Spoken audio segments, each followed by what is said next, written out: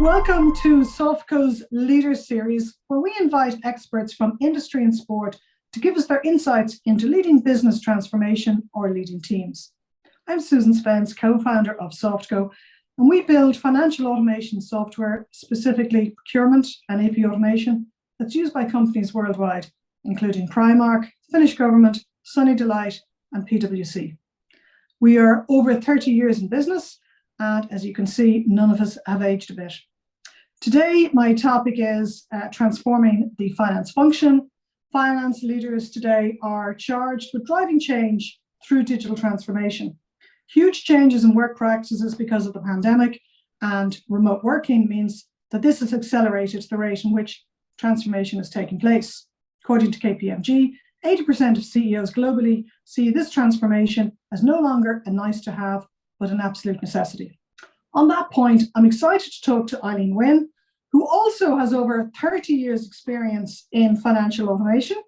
So Eileen and myself, we both obviously got the very, very youthful gene, as you will see when you meet Eileen. Eileen was most recently the Chief Accounting Officer of Analog Devices, a Fortune 500 company with operations worldwide.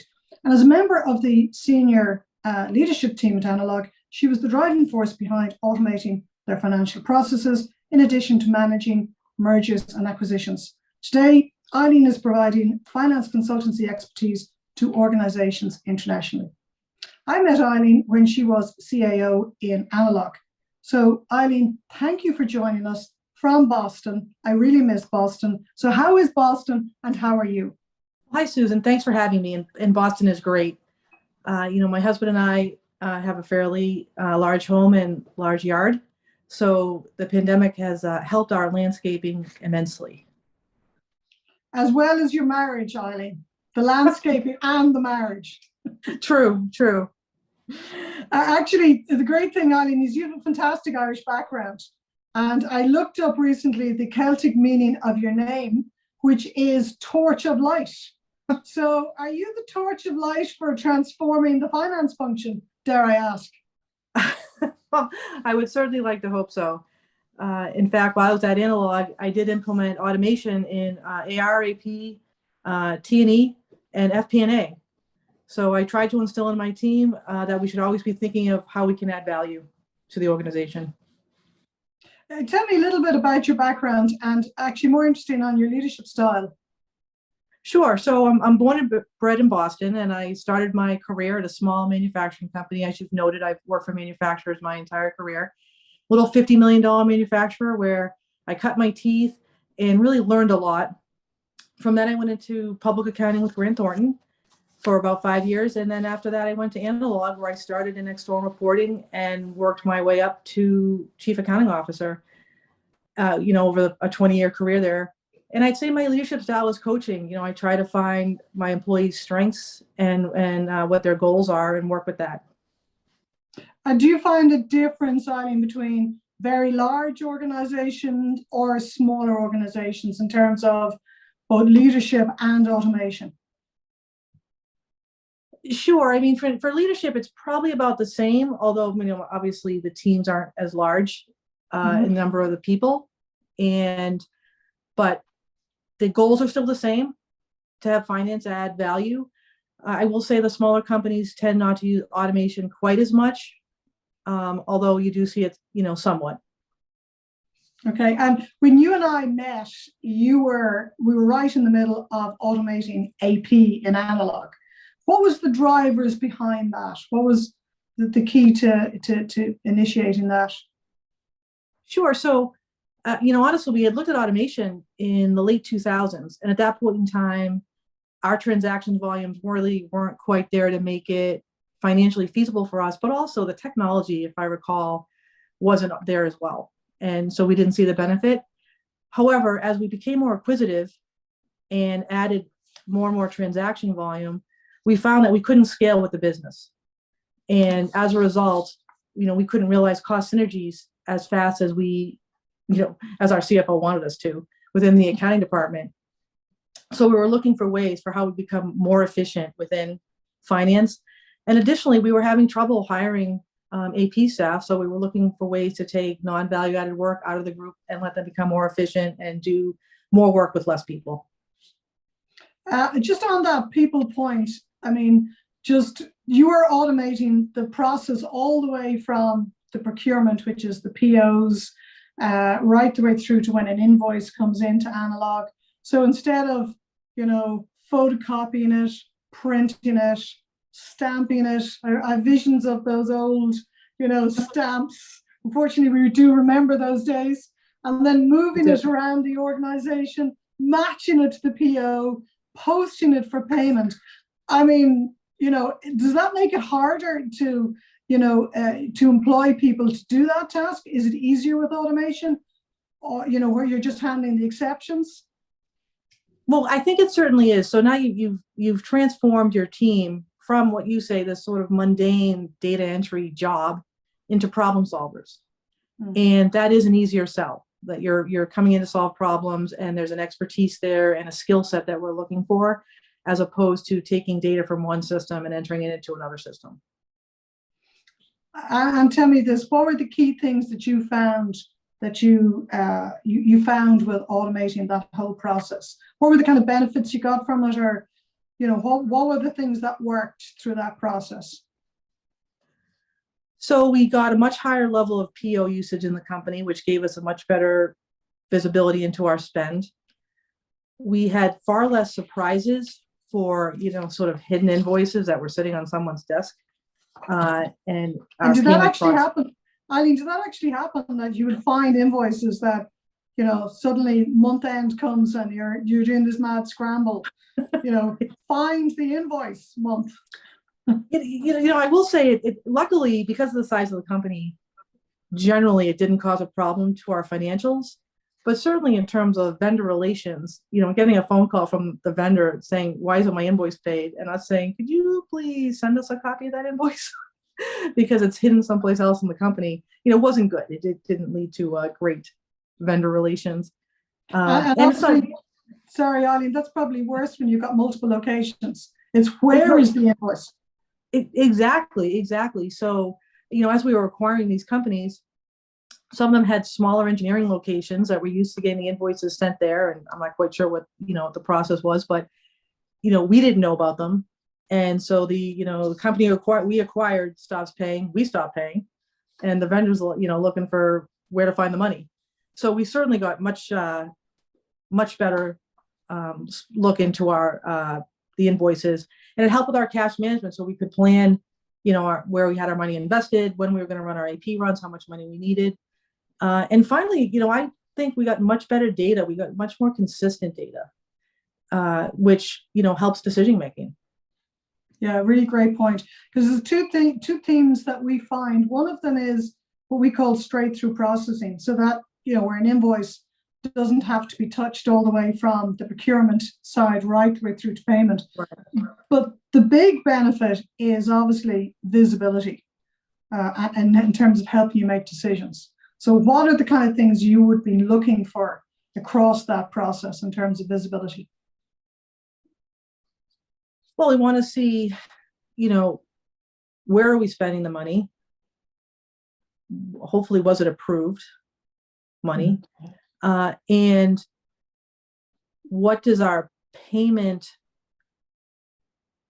cadence look like over, we generally plan over a quarter, because we were reporting to the street what our free cash flow was going to be or projected to be. So these were important numbers for us to know about. And, no one wants a surprise of a couple $1 million of hidden invoices across the company, which, theoretically could easily happen.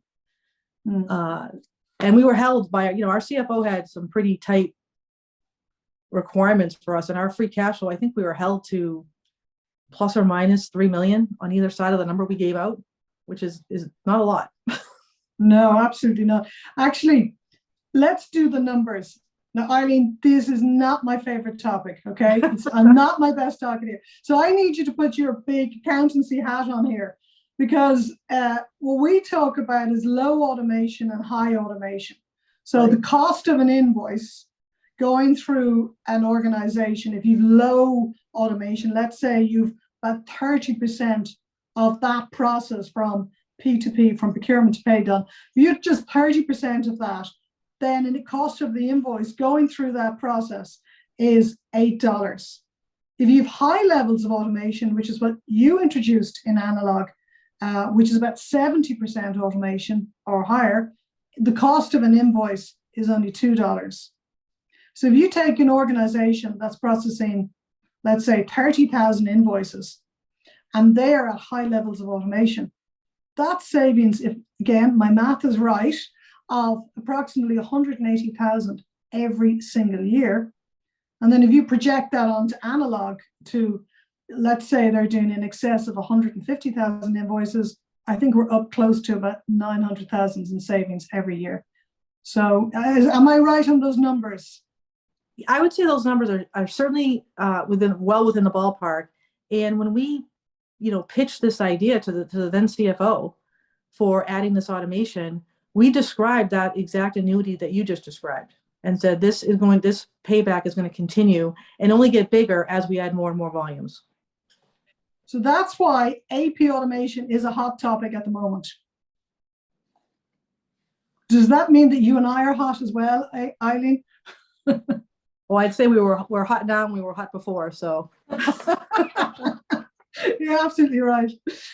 One other topic that comes up is compliance that I find. How important is compliance as part of, when you're automating the finance function? It has to be, where does that feature in all of this? When we're looking at efficiency, then what about compliance? Sure, so for a U.S. public company, which Analog was, compliance is extremely important. There's a certification that both the company and its auditors give every year. But even for other companies, there are industry organizations, ISO and others, that have compliance functions, and they not only look to labor compliance and safety compliance, but they look to whatever process you have in place and whatever you set up for your controls, and they test it. And companies want these certifications because it signals to their customers, they're well-run, well-governed company. So compliance, is very important. And frankly, it also helps reduce fraud risk. Yeah, actually, we're seeing that coming before. Where can fraud occur across that process, Eileen? Really, it can occur throughout the process, from the PO all the way to payment. You get a false vendor in there that submits a bill, you're going to pay it. Someone can change a bill amount and pay the wrong amount. You can have the payee changed, and now you've not paid the correct vendor. So I'd say it can occur throughout the entire process. So again, visibility absolutely key, that you see what's happening at each stage in the process. Yes. Moving on to sort of people and change, that kind of topic. How important, what's the makeup typically of a team that introduce automation and change within the company? Is it heavy on the finance side, or is it heavier on the IT side? So my experience has been it was heavier on the finance side, which I think makes sense. Of course, we had IT involved, and they needed to help with the integrations into our ERP system. But the finance group and purchasing are the ones living the process day to day, and they know where the pain points are. So if anything, I would think in organizations where IT is a separate function, which is not the case in every organization, and you don't have embedded IT within finance, then you're going to see a much heavier, I think, finance component to these integration teams. And how do you we find in organizations, when we're talking to finance people, it's about the practicalities of where are the invoices, what's my spend analysis, where am I against budget?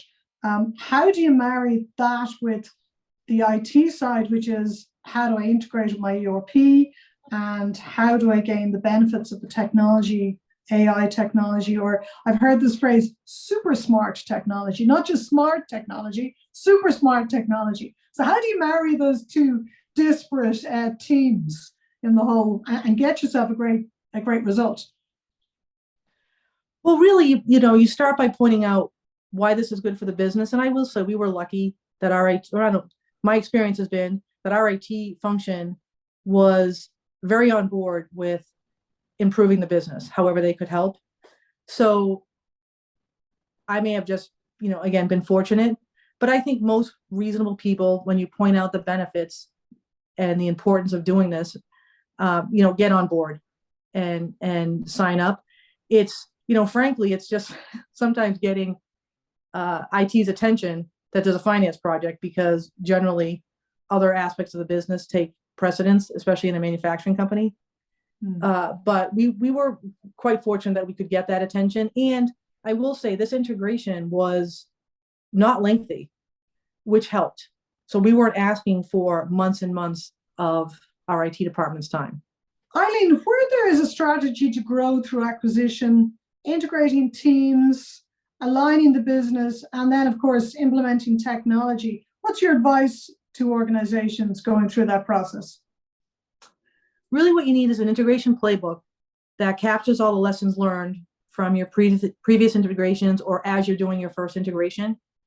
And why that is so important is because people are going to change. They'll either change jobs within your organization or they'll leave, and you want to keep that institutional knowledge and those learnings. The other thing is you can't over communicate. And in a communication vacuum, the employees on both sides of the transaction are going to make up their own narrative, and now you're fighting against something else. So my two pieces of wisdom are have the playbook and over communicate. Excellent. Really, really good, Eileen. The thing that I also find is, in the business generally, the rule is make a decision. No matter what that decision is, make a decision. So what kind of decision making does automation, empower you to do, if I can get those words out? What kind of decision making helps in this case? Dare I say it helps all? Because what I found is the data consistency and the efficiency, so the getting the data sooner, that comes from automation, help reduce what I call phantoms, where someone's just chasing a non-existent thing that got created by a poor process, or worse, someone making a decision with bad data and acting on it. So, and that can happen across the entire company. So I think automation, by putting in that standardization and having standards that you can now see where the anomalies are, really helps reduce bad data within the company. Very great. Last kind of question for you, Eileen, is we got to do top tips. Okay, so I'm not going to ask you for 10 or 5. I'm going to ask you just for 3 top tips that you give companies embarking on transforming the finance function. Top tips. So my top tips are: make sure you have a standardized process before you start automating. A bad process in is going to be a bad process out. So that'd be my first. And I will admit, we had to standardize some processes between a couple of shared service centers. So, as the company was over 50 years old and we still had some cleanup to do. I would say my second follows on the communication. Communicate with your finance group that this is a confluence of people and technology and not a conflict. I think there could be a lot of fear when you start bringing in automation, that people think the robots are taking over and their jobs are going away. So make sure you communicate that that's not what's happening, and that you're bringing those jobs with new responsibilities and different tasks, and actually upskilling those jobs. And finally, don't transform in isolation. Companies are just more and more connected. The data systems are more and more connected, and you're doomed to fail if you try to do it in isolation. Get all your stakeholders involved. Think about who those stakeholders are so that no one is left out. And what that will do is make sure there's no conflicts within the company, so that if you're trying to launch a large transformation project and the sales group or manufacturing has a large initiative and there's just not enough IT resources, you've now run into a problem. So don't do it in isolation. Those are my top 3. Excellent, Eileen. Thank you so much. You are definitely the torch of light for finance automation. You may not be an expert on Gaelic football, Eileen, because I know you don't support Dublin. It was unfortunate that the one football final I went to, I believe Dublin prevailed. So. I know, but anyway, thank you so much, Eileen. Great conversation, and hopefully we'll get to chat again in Boston very soon. That would be wonderful. Great. Thanks again, Eileen. Bye-bye. You're welcome. Thanks for having me.